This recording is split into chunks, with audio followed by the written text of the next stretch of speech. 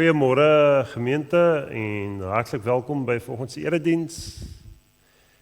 Ek wil net noem maar 'n paar aankondigings soos verlede week wat ons genoem het in verband met die kerkkantoor, personeel, so ons skryba Helene Skutte is op verlof van die 22 Desember tot die 12de Januarie en dan ons koster Diaken Pierre is op verlof van die 18de Desember tot die 1 Januarie en dan myself is op verlof. Die 28ste Desember is die laaste Sondag van die maand. So indien julle my wil kontak, is julle welkom om my te kontak. My kontaknommer, sal julle sien, is op die gemeente se WhatsApp groep.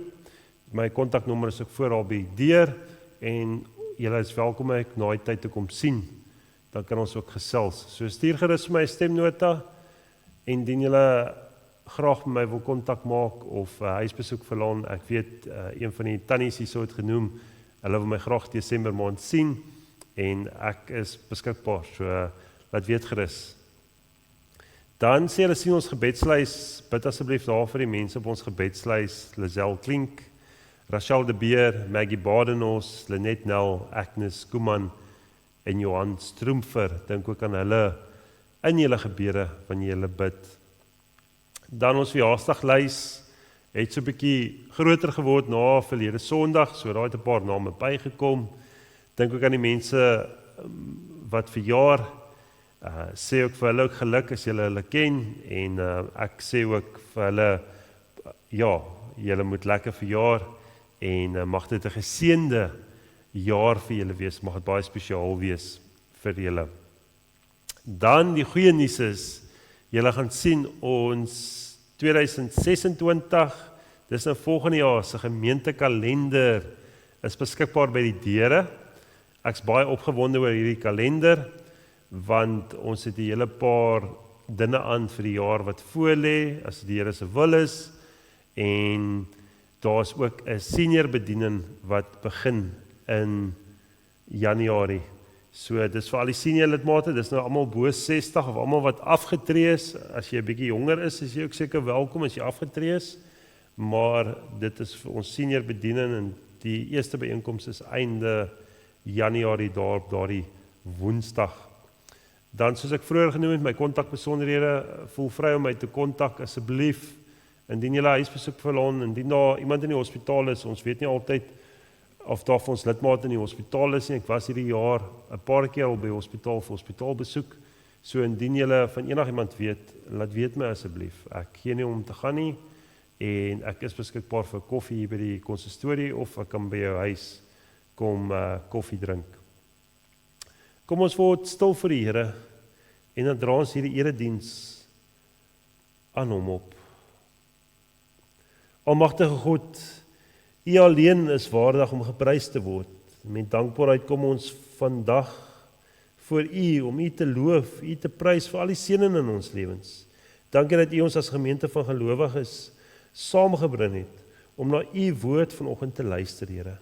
Here, ons bring vanoggend die mense wat op ons gebedslys is voor U. Here, hulle wat swaar kry, hulle wat onseker voel of wat voel dat die gewig van die lewe is te swaar vir hulle, Here. Hulle gaan gebuk daaronder. Ons dra veral aan U almal op ook, Here, wat hierdie Kerstyd se herinneringe terugbring, Here. Wat Kerstyd nie maklik is vir hulle, Here. Daardie verlange, Here, daardie verlange na mense wat dalk nie meer met hulle is nie, Here. En Here, daardie hartseer, Here. Aan geliefdes, Here, wat ook ver is, Here. Here, wees U woord vir hulle 'n bron van troos. En U vrede, Here, hou hulle vas in U liefde. Here, ons kom dra ook vanoggend ons bejaardes en besondere ook aan U op, Here, om hulle met U troue sorg, versterk hulle liggaam en verkoop hulle deur U vrede, Here. Here, ons dink ook aan ons kinders, Here, ons jeug, Here. Vorm hulle harte, Here. Rig hulle paaie, Here. Laat hulle vreugde vind in 'n lewende verhouding met U, Here. Here, ons bid ook vir almal, Here, wat hierdie tydperk, Here, op reis gaan, Here. Mense wat lampad gaan ry, Here. Mense wat op vakansie gaan, Here, om te gaan rus, Here. Mag hulle werklik waar die rus ervaar, Here. en mag U hulle veilig terugbring, Here. Heilige Gees, kom woon in ons midde, open ons harte vir U woord vanoggend, en laat die vreugde wat uit U teenwoordigheid spruit, vandag ons krag wees.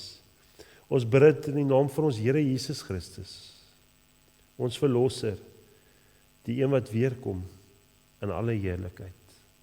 Amen.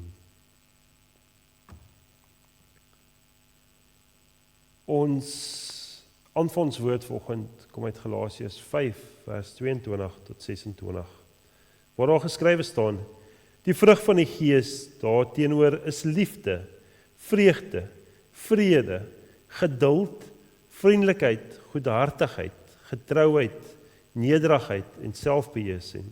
Teen sulke dinge het die wet niks nie. Die wat aan Christus behoort, het hulle sondige natuur met al sy hartstogte en begeertes gekruisig. Ons lewe deur die Gees, laat die Gees nou ook ons gedrag bepaal. Ons moenie verwaand wees nie, mekaar uitdaag of mekaar afgunstig wees nie.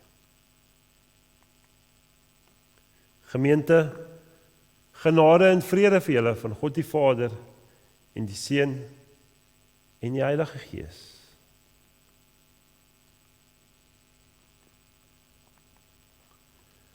Ons wet vanoggend kom uit Jakobus 4, vers 11 tot 12, waar daar geskrywe staan: moenie van mekaar kwaad praat nie, broers. Hy wat van sy broer kwaad praat of sy broer veroordeel, praat kwaad van die wet en veroordeel die wet. En as jy die wet veroordeel, handel jy nie meer volgens die wet nie, maar speel jy regter daaroor. Daar is egter maar een wetgewer en regter. En dit is hy wat die mag het om te red en die mag het om te verdelg. Maar wie is jy om regter te speel oor jou naaste? Ons lees tot daar. Ons skrifgedeelte vanoggend kom uit Jakobus 5, vers 7 tot 11. Ons koppel Kersfees maklik aan Kersdag, aan geskenke, familieetes, mooi musiek, vakansiedae en 'n feestelike atmosfeer. En natuurlik is dit kosbaar in hierdie tyd. Maar Advent vir ons leer dat ware vreugde begin nie eers wanneer alles reg is nie. Ware vreugde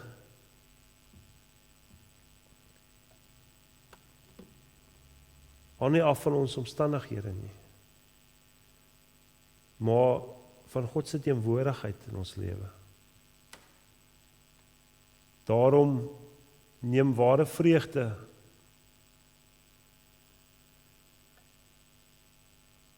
vorm aan wanneer God sy lig in die donker laat skyn. Selfs voordat ons enige antwoorde of uitkomste het. Dis eers iets wat aan die einde van die pad wag vir ons nie. Maar is iets wat God reeds in ons harte laat groei, terwyl ons wag op hom. Daarom is dit ook betekenisvol vanoggend dat ons uit hierdie Jakobus 5, vers 7 tot 11 lees, 'n gedeelte wat oor geduld en volharding gaan, maar eintlik die deur oopmaak vir 'n dieper waarheid. Vreugde wat gebore word in die wag op die Here wat kom.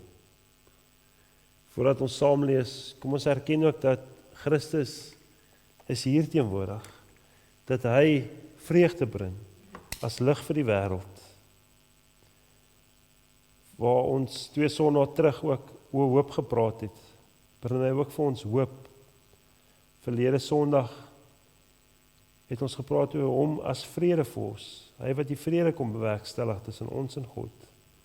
En hierdie Sondag praat ons oor vreugde, waar ons volgende Sondag sal aangaan by die laaste dag van Advent, vir Kersfees, waar ons gaan praat oor liefde.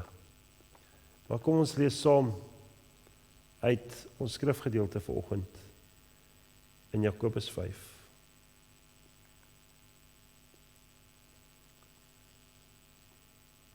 Wag dan geduldig broers totdat die Here kom. Let op hoe die boer wag vir die kosbare oes wat die land oplewer.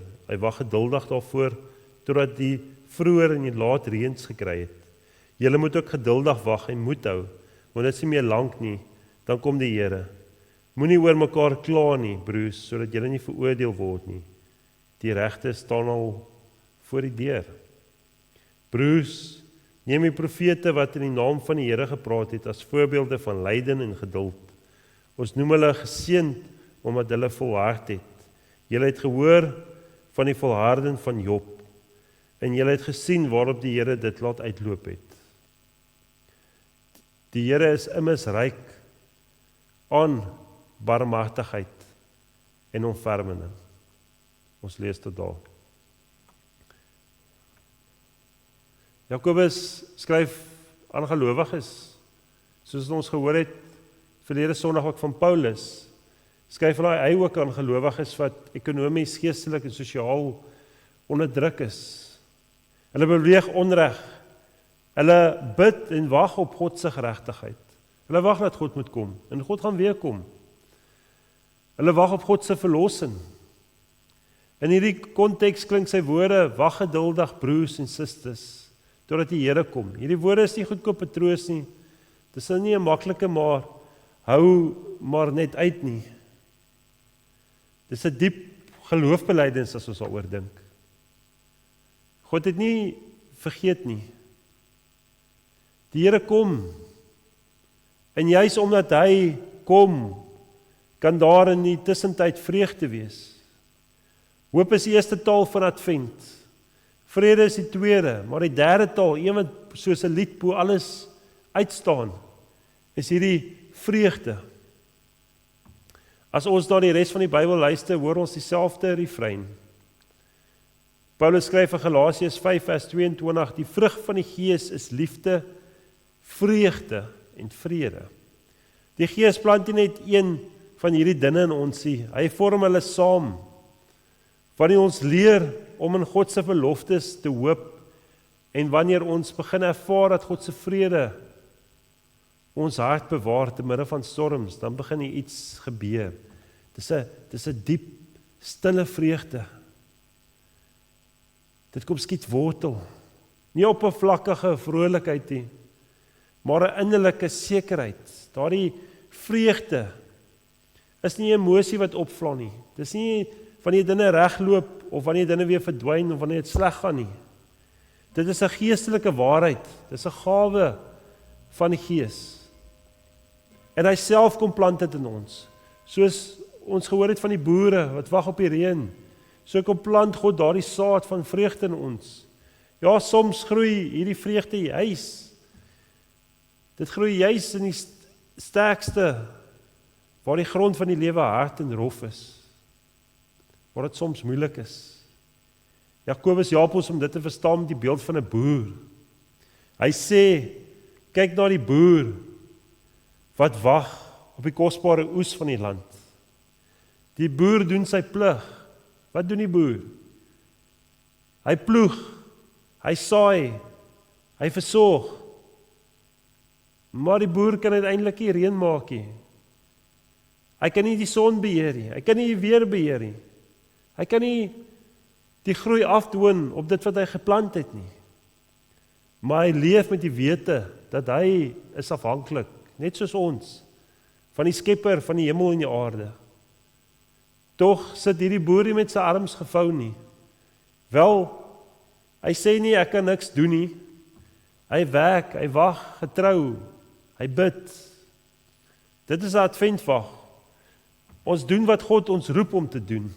Ons bid, ons dien, ons getuig, ons vergewe en ons dra mekaar.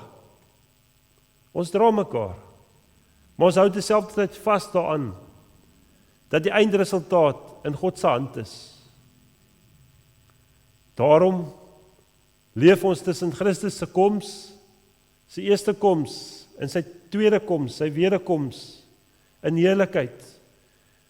Ons leef tussen die belofte en die vervulling daarvan. En tog in hierdie tussenin kan daar reeds vreugde wees. Niks keer ons om vreugde te ervaar nie. Soos die eerste lig voor sonopkoms, reeds die vorms van die wêreld begin uitlig. So begin die vreugde van die kerk reeds sigbaar word, voordat die volle dag van God se koninkryk aanbreek. Psalm 32 vers 11 stel dit mooi, wanneer dit sê, verbly julle in die Here en juig regverdig is. Ek herhaal, verbly julle in die Here en juig regverdig is. Let op, nie verbly julle in julle omstandighede nie. Nie van verbly julle wanneer alles reg verloop nie. Maar dit sê verbly julle in die Here. Dit beteken dat my vreugde is nie gebind aan hoe ek vandag voel nie, of hoe my week lyk nie, of selfs wat in my bankbalans aangaan nie. My vreugde lê in wie God is, in sy getrouheid, sy liefde, sy beloftes, sy verteenwoordigheid, sy teenwoordigheid in ons lewens. Die Here sorg vir ons. Die Here het nog altyd vir ons gesorg. Dink aan die dae wat dit swaar gegaan het in jou lewe, in die verlede. Was die Here nie daar nie? Daarom kan ons met vreugde en trane soms langs mekaar bestaan. Die lag en die huil is naby aan mekaar. Die vreugde en die trane is naby aan mekaar. 'n Gelowige kan rou, maar tog in daardie rou kan ons ook vreugde hê. Met die wete dat ons geliefde is by die Here. Hy kan worstel. Ons kan worstel, maar tog kan ons jubel in ons worsteling. Ons omstandighede verander nie noodwendig nie. Dit verander nie noodwendig nie. Maar ek weet verseker dat my geloofsanker, my wortels lê in God se liefde. God se liefde wat hy so vrylik vir ons almal kom gee. Jakobus bly egter nie by die beeld van 'n boer nie. Hy gaan nog verder en hy draai sy fokus na die gemeente, na ons toe. Waar hy sê, moenie oor mekaar kla nie, broers en susters, sodat julle nie veroordeel word nie.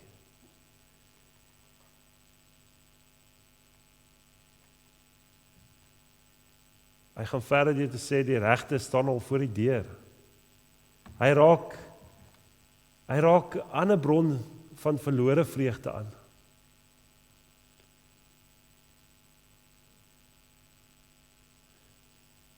Baie kere is dit die storms van die lewe wat ons vreugde steel. Is baie kere nie die storms noodwendig nie, maar ook die spanning tussen mense en selfs in 'n gemeente. Storms kom en gaan, maar die spanning soms bly hang in die lug. Daardie spanning wat jy ervaar ook in jou familie, tussen gelowiges hier in die gemeente. Dis nie die groot tragedies nie, maar die klein verskille tussen broers en susters. Nie wêreldse vereindigheid nie, maar die kerk se geheel, as geheel, se interne konflik. Dis juist daardie klein jakkelswoorde wat ongemerk insluip, maar is dit ook wat die grootste seer agterlaat. Hoeveel vreugde verloor ons nie wanneer ons kla, of agteraf praat, of mekaar veroordeel nie. En sulke dinge gebeur soms gereeld. Jakobus herinner ons dat ons harte wat aanhoudend kla, nie 'n hart kan wees wat vreugde kan dra nie. Wanneer ek my aandag heeltyd op ander se tekortkomende vestig, wanneer ek krities kyk na ander mense, wanneer ek maklik vir my is om te oordeel, begin my eie vreugde verdof. Want dan kyk ek nie meer na die vreugde wat van die Here afkom nie, maar na dit wat anders is, wat menslik en gebroken is.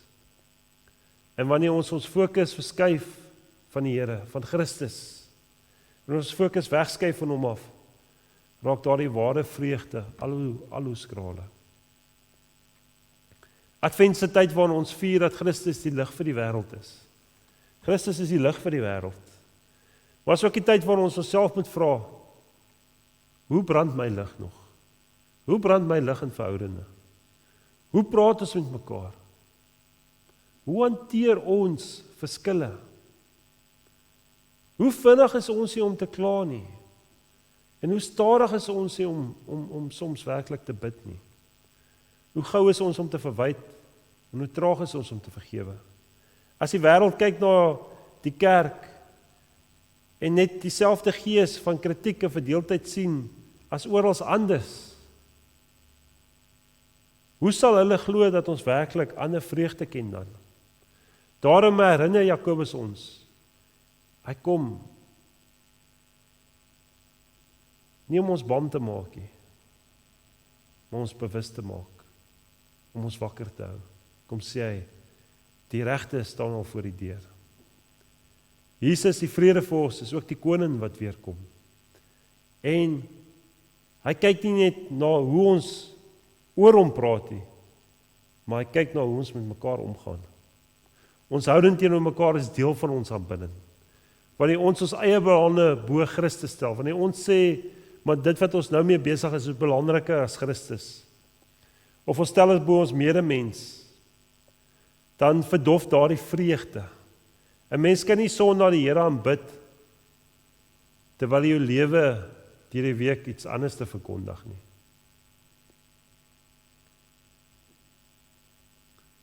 Wanneer ons sê om jou naaste lief te hê, om daardie liefde soos ons kerk se lese sê te leef, is dit nie iets wat opsioneel ekstra is nie. Dit is nie iets wat ons net bylas nie. Dit is die kern van die evangelie. Dit is die kern van die evangelie. Want waar liefde aktief leef, waar ons vrede nastreef, waar ons mekaar dra, daar kry vreugde asemruimte, daar kry vreugde ruimte om te groei. Nou Jakobus, hy laat dit nie daar nie. Hy sê, neem die profete as voorbeeld van lyding en geduld. Ons dink in Advent graag aan die herdes en hulle wyse manne en in 'n krib in Bethlehem. Maar voor Bethlehem was daar eeue voor dit, was daar profete wat gepraat het oor Christus, wat gelei het, maar nog steeds volhard het as in hulle geloof. Profete soos Jesaja, Jeremia, Esegiel, Hosea, mense wat God se woord verkondig het, in tye toe dit moeilik was, toe mense dit nie wou gehoor het nie. Hulle het soms groot weerstand ervaar, party is vervolg, verwerp, en tog het hulle nie stil gebly nie. Hulle het vasgehou aan God se roeping, al het hulle dit hulle duur gekos. Hulle vreugde was nie gebou op die goedkeuring van mense nie, maar op hulle getroue gehoorsaamheid aan God. Dit herinner ons daaraan dat vreugde groei nie net wanneer die lewe gemaklik is nie. Vreugde groei wanneer mens getrou bly aan God, selfs wanneer dit jou iets kos. Wanneer jy doen wat reg is, al is dit nie populêr nie. Wanneer jy Here dien, al verstaan die mense jou nie. Wanneer jy getuig, al glimlag die wêreld skeef. Daar in die spanning tussen roeping en weerstand vorm God 'n diepe soort vreugde. Die vreugde om te weet, ek doen wat die Here vra. En as ons aan Job dink, Job, 'n man wat alles verloor het, waarna Jakobus verwys, sy besittings, sy kinders, sy goedheid, sy status. Job se verhaal is rou, dis eerlik, dis opreg. Hy het geworstel, hy het baie vrae gehad. Hy het self nie verstaan nie, maar ten spyte van sy vrae, het Job vasgehou aan God, aan sy geloof. En aan die einde van sy verhaal sê hy die volgende woorde: ek het dit net van u gehoor, maar nou het my oog u gesien. Hy kom op 'n plek waar sy vreugde nie herstel of voorspoed alleen lê nie. Dit lê nie alleen daarin nie, maar 'n dieper kennis van wie God werklik is. Jakobus sê vir die gemeente, julle het gesien waarop die Here dit laat uitloop. Met ander woorde, God het Job nie in sy pyn vergeet nie. Hy het hom nie vergeet nie. Hy was besig met iets dieper. Job word so 'n adventfiguur, iemand wie se vreugde nie in die begin van die verhaal lê nie, maar in die einde. Dit herinner ons dat die evangelie nie eindig by lyding, by spanning, by wag nie. Dit eindig by God se herstel, by sy wederkoms, by sy heerlikheid. Daarom kan 'n gelowige selfs te midde van swaar kry vasgryp aan die vreugde wat sê, ek verstaan nie alles nie, maar ek weet wie my dra, my verlosser leef. Dan kom Jakobus by kernsin van hierdie hele gedeelte. Die Here is ryk aan barmhartigheid en ontferming. Hierin lê die hart van die adventvreugde. Ons vreugde lê nie in die illusie dat alles in die lewe gaan reg wees nie. Dit gaan nie altyd reg wees nie. Dit lê nie daarin dat alles perfek of foutloos gaan wees nie. Ons weet ons gaan nog baie kere struikel. Ons gaan foute maak. Dis menslik. Ons vreugde lê daarin dat die Here is ryk aan barmhartigheid. Sy hart loop oor van ontferming. Sy liefde raak nie op nie. Sy geduld hou nie op nie. Sy oorvloedige genade is groter as ons sondes. Sy goedheid is dieper as ons lyding. Die Bybel getuig hiervan. Die psalms sin daarvan. Die profete verkondig dit. Jesus het 'n beliggaam. Die kruis bewys dit. Sy opstanding bevestig dit. Die Heilige Gees verseël dit in ons harte. Wanneer ons vra, waarom kan ek vreugde hê? Is die antwoord nie omdat my lewe maklik is nie, maar omdat God my barmhartig is. Waar mense hulle harte oopmaak vir die Heilige Gees en sê, Here, vorm die vrug van vreugde in my, selfs as dit my gemak uitdaag.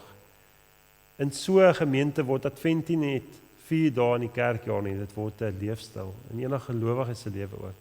Die kers van vreugde brand nie net op Adventskraans nie, dit brand in mense se harte. 'n Gemeente soos hierdie hou nie op om swaar kry te ken nie, maar hulle swaar kry word getransformeer in die wete dat die Here is naby. Die Here is ryk aan barmhartigheid en die Here kom. En dan bring ons ons laaste groot daad van Jakobus se boodskap. Die wete dat ons leef in die lig van Christus se wederkoms. Hy sê die Here kom, dit is nie meer lank nie. Die regte staan al voor die deur. Hierdie woorde is die hartklop van Advent. Vir die wêreld klink dit soms soos dreigemente. Vir die gelowiges is dit 'n bron van vreugde. Of Jesus se koms beteken nie die einde van trane nie. Dit is nie die einde van pyn nie. Dit beteken die volheid van alles waaroor ons hoop. Ons vreugde lê dus nie in 'n perfekte wêreld nie, maar in 'n nuwe wêreld. Die koninkryk van God. Die koninkryk wat Jesus sê hy gaan bring. Nie wat mense vir ons kan doen nie, maar wat Christus reeds vir ons gedoen het en nog gaan doen.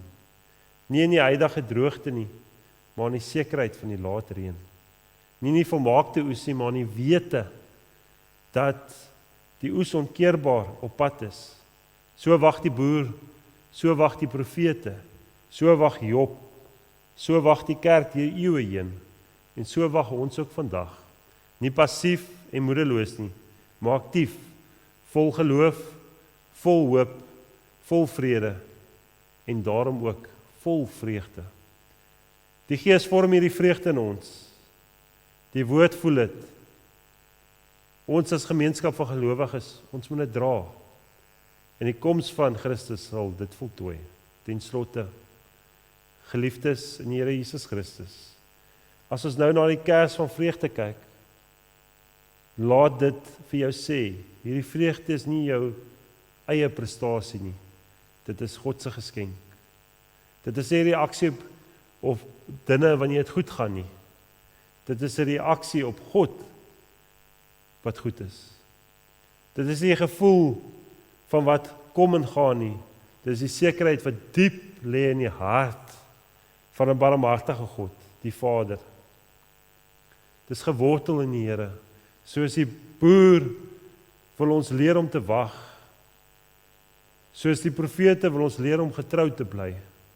Soos Job wil ons leer om God se goedheid vas te hou, al verstaan ons nie alles nie. Soos die disippels wil ons leer om die vrede van Christus te ontvang. En soos kinders van Gees wil ons leer om die evangelie te leef. Mag die Here wat ryk is aan barmhartigheid en ontferming, die bron van ons elkeen se vreugde wees elke dag. Mag Christus die lig van die wêreld jou vreugde volmaak. Mag die Heilige Gees die vreugde in jou hart laat groei. Mag die Heilige Gees daardie reën bring wat nodig is vir daardie groei. En mag die vreugde van die Here jou krag wees totdat hy weer kom. Aan hom alleen kom alle lof in eer toe. Amen. Kom ons bid saam.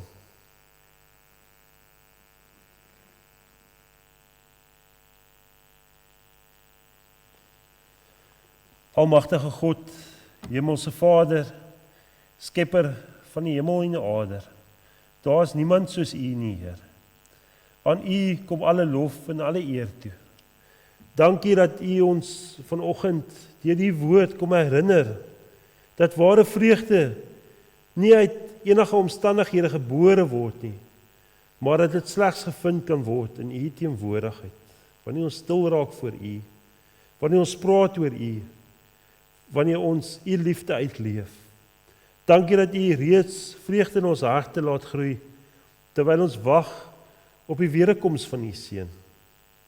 Laat ons geduldig op U wag. Vergewe, Heer, as ons soms mag klagtes hê, as ons mag harde woorde hê, wat ons soms mag vinnig wees om te oordeel, of Here, wat daai twyfel soms by deur mag insluit, en ons vreugde kom verdof. Vorm ons, Here, o God, deur U Gees, sodat U liefde sigbaar word, deur ons woorde en ons dade. Here Jesus, lig van die wêreld, anker ons vreugde in U alleen, en laat die vreugde wat niemand kan wegneem van ons nie, ons krag wees totdat U weer kom. Heilige Gees, laat die vrug van vreugde in ons harte groei, tot 'n lig vir 'n wêreld wat wag op hoop. Aan U, Drie-enige God, kom alle eer en lof toe, nou tot in alle ewigheid. Amen. Gemeente, ontvang die seën van die Here. Mag die Here wat ryk is aan barmhartigheid en ontferming, jou hart vul met ware vreugde. Mag Christus die lig van die wêreld voor jou uitgaan en jou pad verlig. Mag die Heilige Gees jou versterk in geduld, hoop, totdat die Here weer kom. Mag God die Drie-enig by jou wees. Gaan dan heen in vrede en leef in ware vreugde. Amen.